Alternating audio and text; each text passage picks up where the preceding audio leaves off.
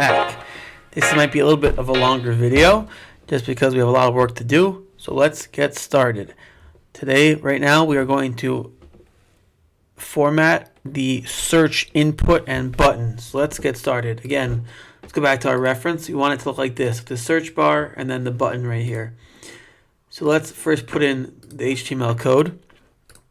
And we want a form and then the button. So let's put that under the Facebook logo.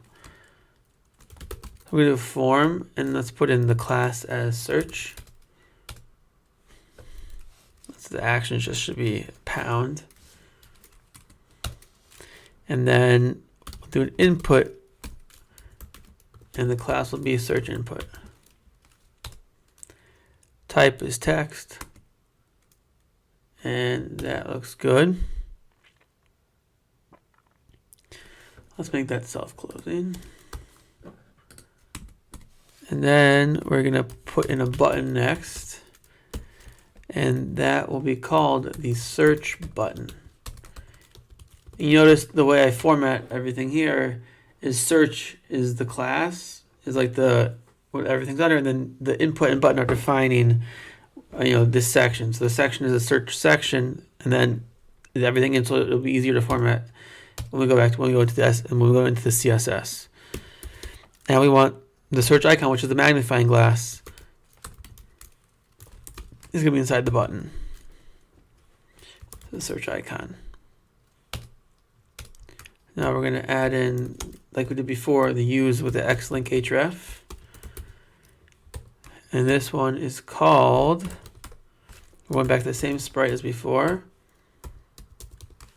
This one is called, let's check it out, icon search. All right.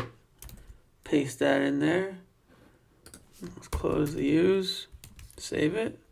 See what we get. Beautiful. Check that guy out. All right, we got some work to do. So now we are going to see the power of Flexbox immediately.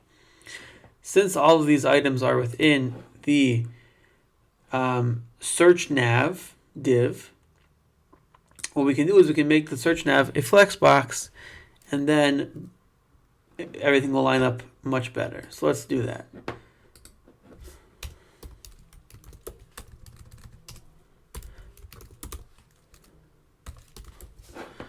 The search nav over here. And all we have to do, like we did before in the header, is make this flex. And we're going to align the items in the center.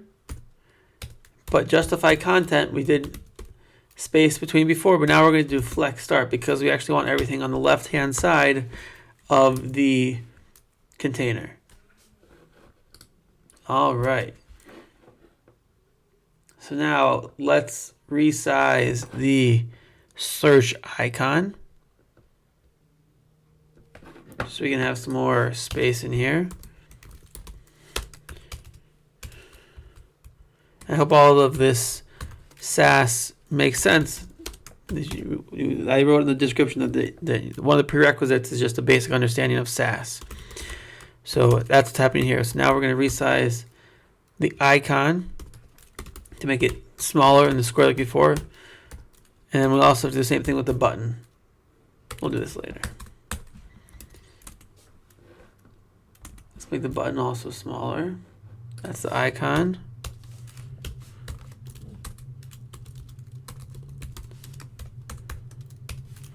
I want this to be a height of 2.3 rem, a width of 4.6 rem. So it's still very big. So let's see why this isn't smaller over here. Okay, guys, you probably realized what the problem was. I forgot to put rem here. I just got very confused because I had no idea what was going on. But let's see. Okay, that looks better now. So what we also did while I was just gone for a second is I added these properties to the search nav. Again, this is the left-hand side, the first item in our big Flexbox container.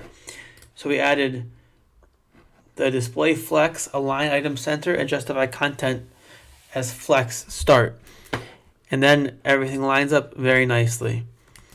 And one more thing I want to do, just so we can get closer to the final goal, what it should really look like is I want to add a padding left to the search nav, because it's not all the way on the edge. So add a padding left of 18 rem, and that looks good. And one more thing is that we should define the flex in this, because we already did that and I deleted it. So now there we go. Here is the flex, and we're getting right on our way. Thank you for joining me. Come back in the next video.